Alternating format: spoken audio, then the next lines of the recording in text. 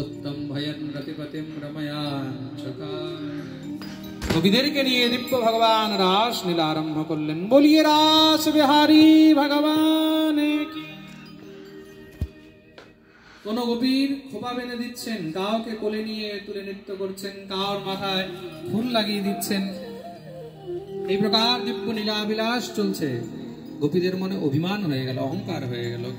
কি বলে শ্যাম সুন্দর আমাদেরকেই বেশি ভালোবাসে, তার মানে নিশ্চয়ই আমরাই শ্রেষ্ঠ।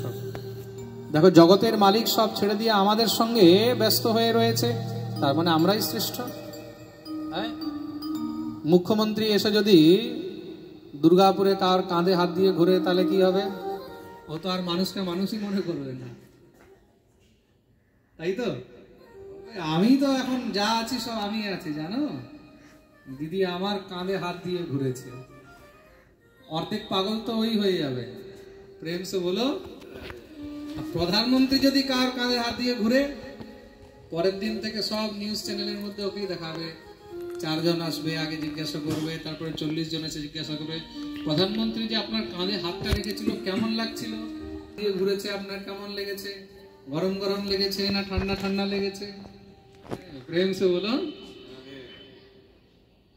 কোনো মহৎজন, কোনো বিশেষ কেউ যদি আপনাকে সময় দিচ্ছে, তখন কি হয়? তার অভিমান হয়ে যায়, ওটার একটা অহংকার হয়ে যায়। জানো, আমাকে কত ভালোবাসে, আমার জন্য একটা বিশেষ জায়গা আছে, আমার একটা বিশেষ স্থান আছে। এই অভিমান যখন চলে আসে, ভগবান সেখান থেকে চলে যায়। কেন? যাহা কাম তাহা রাম নেহি, যাহা রাম তাহা নেহি কাম, তুলসী দো ন রহ সকে রবি রজনী। কাম আছে সেখানে রাম নেই, যেখানে রাম আছে সেখানে কাম নেই। কাম এসেছে, রাম পালিয়ে গেলেন, ভগবান অন্তর্ধ্যান হয়ে গেলেন। অন্তর্হিতে ভগবতী সহসৈব গজাঙ্গনা অতপ্যস্তম চক্ষারঃ করিণ্য ইব য়ূথপম। ভগবান অন্তর্ধ্যান হয়ে গেলেন। অন্তর্ধ্যান হতে সঙ্গে সঙ্গে সব গোপীগণ ক্রন্দন আরম্ভ করে দিয়েছেন। একজন আরেকজনকে জিজ্ঞাসা করেছে, সখী তুমি কি গোবিন্দকে দেখেছ? তুই কি দেখেছিস? তুই দেখেছিস?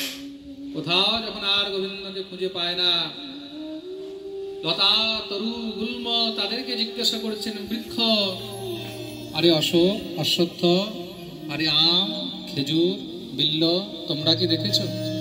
তুলসীকে জিজ্ঞাসা করছেন, ক্বচিৎ তুলসী কল্যাণী গোবিন্দ চরণ প্রিয়ে সহত্বালী কুলের বিপ্রদ রাম মাধবয়ো নৃপঃ। এই তুলসী, তুমি তো গোবিন্দের প্রিয়া, তুমি তো নিশ্চয়ই জানো কোথায় আছিস। কোথাও যখন আর খুঁজে পায় না, কোনো উত্তর নেই, খুঁজতে খুঁজতে যমুনার তটে তটে চলতে চলতে যখন সেবা কুঞ্জে গিয়ে উপস্থিত হলেন, সেখানে প্রভুর চরণ চিহ্ন দেখতে পেয়েছেন। সঙ্গে কোনো গোপীর চরণ চিহ্ন দেখলেন। দেখেই মনে মনে ভাবছেন, আহা, ধন্য সেই গোপী, গোবিন্দ আমাদেরকে ছেড়ে যাকে সঙ্গে নিয়ে গেছে। সে কে? সে অন্য কেউ নয়, তিনি হলেন শ্রীমতী, তিনি হলেন রাধা রানী। অনয়া রাধিতো নূনম ভগবান হরিণীশ্বর ইয়ন্নো বিহায় গোবিন্দ প্রীতয়ামনয়ত।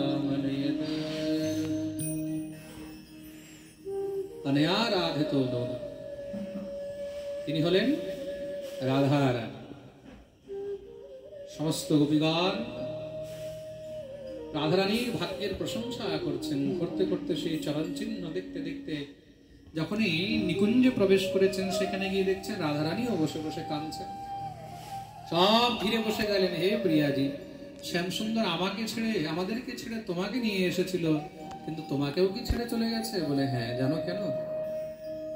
তোমাদের মনে অভিমান হয়েছে, তোমাদেরকে ছেড়েছে, আমাকে নিয়ে চলছিল, আমারও মনে অভিমান হয়ে গেল, আমি একমাত্র শ্রেষ্ঠ। শ্যাম সবাইকে ছাড়তে পারে, কিন্তু আমাকে ছাড়তে পারে না। আমি বললাম, ন পারয়েহম চলিতুম নয়ামামি যত্র তে মনঃ, আমি আর চলতে পারছি না, আমাকে কোলে করে নিয়ে চলো। গোবিন্দ বললেন, তাহলে আমার পিঠে তুমি চাপো। সঙ্গে সঙ্গে গোবিন্দ আমাকে পরিত্যাগ করে অন্তর্ধান হয়ে গেলেন। হে রাধারানী, তাহলে আমরা কি